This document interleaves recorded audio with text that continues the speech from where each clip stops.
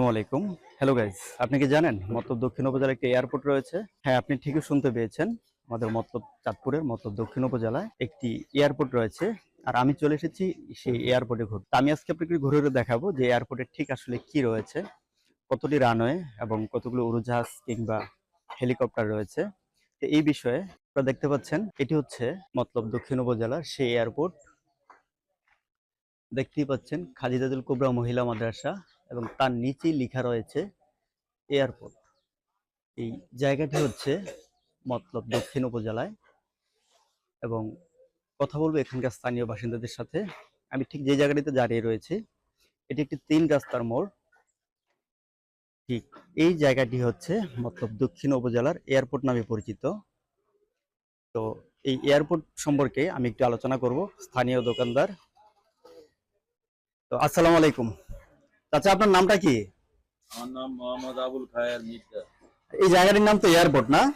ইয়ার আচ্ছা, এই জায়গাটির নাম এয়ারপোর্ট। এখানে কি আসলে কোনো বিমান বা রানওয়ে এমন কিছু আছে?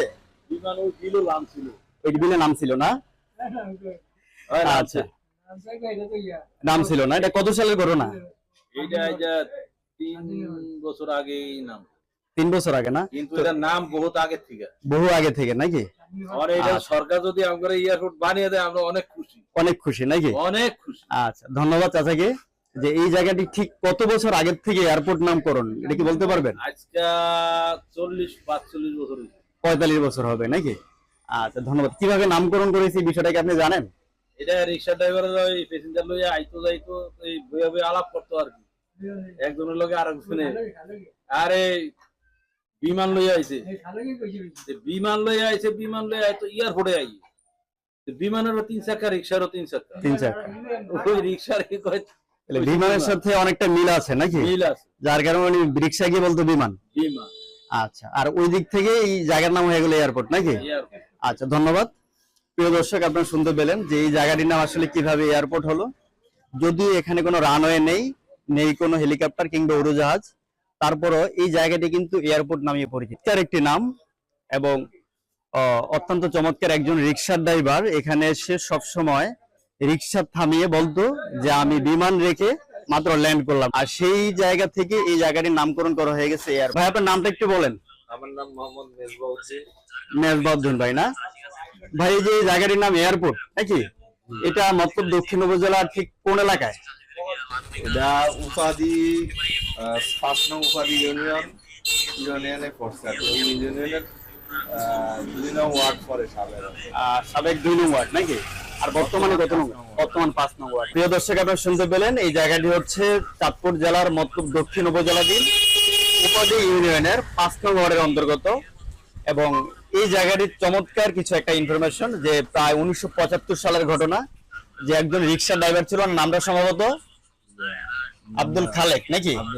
আব্দুল খালেক। উনি কি এখন বেঁচে আছে? না, উনি বেঁচে নেই না? আচ্ছা দর্শক, আমরা ওনার সাথে আপনাদেরকে পরিচয় করাতে পারলাম না, উনি এখন আর বেঁচে নেই। ঠিক 1975 সাল, প্রায় আজ থেকে 50 বছর আগের ঘটনা। যিনি যার নামানুষ, যিনি এই জায়গাটিতে রিক্সা থামিয়ে বলতেন যে উনি বিমান থেকে মাত্র ল্যান্ড করলেন। এই রাস্তাটা ইউজ করতো। এই রাস্তাটা ফাঁকা ছিল না, এটা ক্ষেতের আইলের মতো ছিল, কাঁচা রাস্তা ছিল। কাঁচা রাস্তা ছিল। এটা ধরেন ধাক্কা রিক্সা একদিন ওখানকার দন্তে ধাক্কা দিয়ে আইজে এই তো এয়ারপোর্ট আইয়া বুঝলাম। এই যে এয়ারপোর্ট নাম হলো রিক্সাওয়ালাই মূলত এই নামটা দিয়েছে।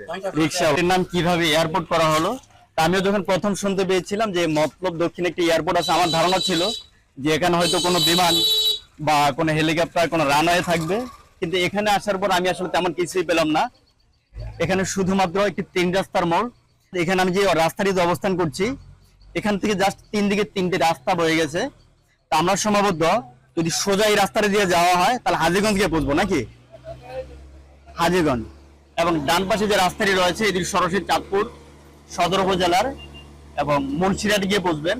এবং আপনি যদি বাঁ দিকে এই রাস্তাটি দিয়ে আপনি চলাচল করেন তাহলে একদম উপাধি বহরি এবং মতলব সদর উপজেলায় সরাসরি চলে যাওয়া যাবে। কথা বলছি এয়ারপোর্ট বাজারের একজন প্রবীণ ব্যবসায়ী, যিনি প্রায় 50 বছর যাবত এই বাজারে ফার্মেসি ব্যবসা পরিচালনা করে আসছেন।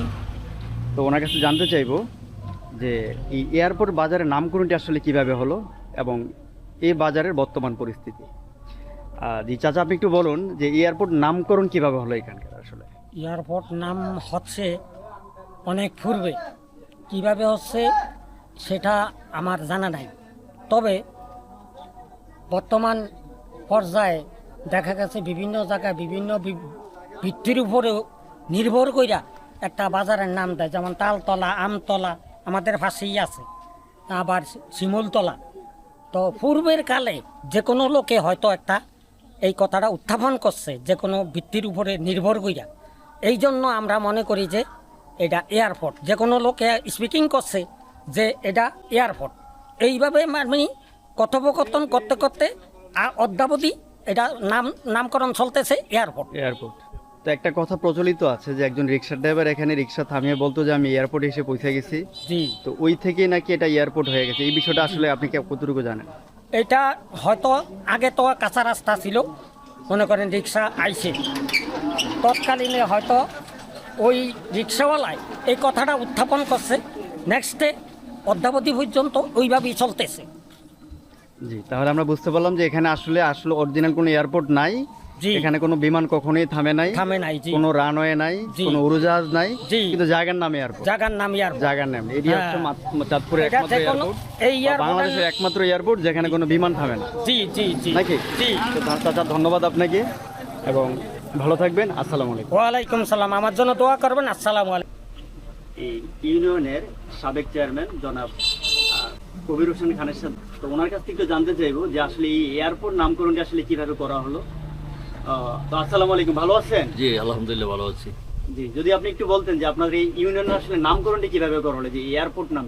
এয়ারপোর্ট নামটা 1988 সালে জি, যখন অনেক বন্যা, তখন আমাদের এই সমস্ত মফস্বলে কোনো দোকান ছিল না। দোকান ছিল না, হ্যাঁ। দু একটা দোকান ছিল, এর মধ্যে একটা হলো গিয়ে সিরাজ ডালি, আর একটা হলো গিয়ে আপনার খাজা ব্যাপারী জি, মানে সিদ্দিকুর রহমান, আর একটা হলো আব্দুল লতিফ কাজী। এই তিনজনের দোকান ছিল। লতিফ কাজীর দোকানটা ছিল ওই কর্নারে। ওইখানে আমাদের বন্ধু বান্ধবের মধ্যে অনেকে আইসা এই বন্যা দিয়ে নৌকা দিয়া কন্দা দিয়া আইসা আমরা বৈশা আলাপ করতাম। এখন এইটার নামটা কি দেওয়া হবে, আমাদের বহরি একটা বাজারের নাম করা ছিল এইটা। এর পরবর্তীতে ওরা বললো যে আমাদের দেশে আমরা প্রতি মাসে বা বছরে যে খবরটা সঠিক পাই সেটা হলো এয়ারপোর্টে।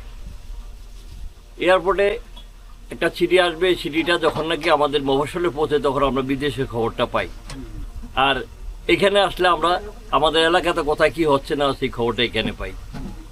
তো এই যার জন্য ওই সময় ওই আমাদের কাছে মাঝে ছিল আমাদের উত্তর বহরি নামে আর কি, আমার উল্লাহ মিলিটারি, আমি, আমাদের সলমান ফদানিয়া, মৃত সলমান ফদানিয়া এবং রিফন ফদানিয়া সহ আমরা ওপরে বন্ধু বান্ধব 8-10 জন, আমদাদ মাস্টার সহ আমরা বসে আলাপ আলোচনা করতে গিয়ে আমরা নির্ধারণ করি এই নামটা এয়ারপোর্ট দেওয়া হোক।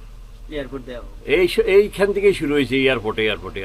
এর আগে পরে কোনো নাম ছিল না। এয়ারপোর্ট নামটা আপনাদের মাথায় কিভাবে আসলো? এয়ারপোর্ট ওই যে বললাম যে আমাদের বিমানবন্দরে গেলে দেশের বিদেশে কোথায় কি হয়েছে হয় না হয় খবরটা এয়ারপোর্টে পাওয়া যায়, আর এখানে এলে পাওয়া যায়। এখানে আসলে পাওয়া যায়। এইখান থেকে এটা হয়েছে। আমাদের সুলতান মাস্টার সাহেব ছিল, তারপরে আমাদের ওই উত্তর বহরির আমাদের অনেকেই আমরা এখানে আড্ডা দিতাম প্রতিদিন সকালে আর বিকালবেলা। ওই আড্ডা থেকে এই কথা থেকে এই কথাগুলা, এই চল কই যাবি, চল এয়ারপোর্টে যাবো। তবে আপনি একটা চমৎকার নাম চয়েস করছেন যে এটা হচ্ছে একমাত্র এয়ারপোর্ট বাংলাদেশের মধ্যে যেখানে কোনো উড়োজাহাজ ল্যান্ড করে না, যেখানে কোনো রানওয়ে নাই, যেখানে কোনো বিমান নামে না, কিন্তু নাম হচ্ছে এয়ারপোর্ট। হ্যাঁ, নাম হচ্ছে এয়ারপোর্ট। ওই যে ওই কারণে ওই যে বিভিন্ন কথাবার্তাগুলি মানে কার ঘরে কি হয়েছে, কার বাড়িতে কি হয়েছে, কোথায় কি হয়েছে না হয়েছে সমস্ত খবরগুলি যখন এখানে এলে পাওয়া যায়, তাহলে ওই খবরগুলি তো মানে এয়ারপোর্টে গেলে পাওয়া যায়। তবে আমাদের একটা চিন্তা ভাবনা পরবর্তী আসছে, আমাদের এয়ারপোর্ট বাজারের পশ্চিম দিকে আপনি নজর করে দেখবেন একটা বিল আছে অনেক বড়। এই বিলটার মধ্যে আমরা যদি সরকার যদি মনোযোগ সহকারে দেখে তাহলে আমাদের এখানে এয়ারপোর্টটা করতে পারে। 2-1টা বাড়ি হয়তো একটু সমস্যা হবে, 2-1টা বাড়ি সরিয়ে দিয়ে তাদেরকে একটা জায়গায় সেটেল করে দিলে এয়ারপোর্ট করা যেতে পারে। জেলার একটা এয়ারপোর্ট হিসেবে এই জায়গাটাকে চয়েস করা যেতে পারে। প্রিয় দর্শক, আমরা শুনলাম যে ইউনিয়ন চেয়ারম্যান সাহেবের কথা কিভাবে এই এলাকার নামকরণ আসলে এয়ারপোর্ট হয়ে গেল। তো এই এয়ারপোর্ট আপনারা চান কিনা হচ্ছে চাঁদপুর জেলায় আমাদের এই মতলব দক্ষিণ উপজেলায় এই জায়গাটিতে কোনো এয়ারপোর্ট করা যায় কিনা, এই বিষয়ে আপনারা অবশ্যই আমাদেরকে কমেন্টে জানাবেন। তো সবাই এই এয়ারপোর্ট এসে ভ্রমণ করার জন্য সবাইকে স্বাগত জানিয়ে আজকের মতো বিদায় নিচ্ছি। আসসালামু আলাইকুম, ভালো থাকবেন। আসসালামু আলাইকুম।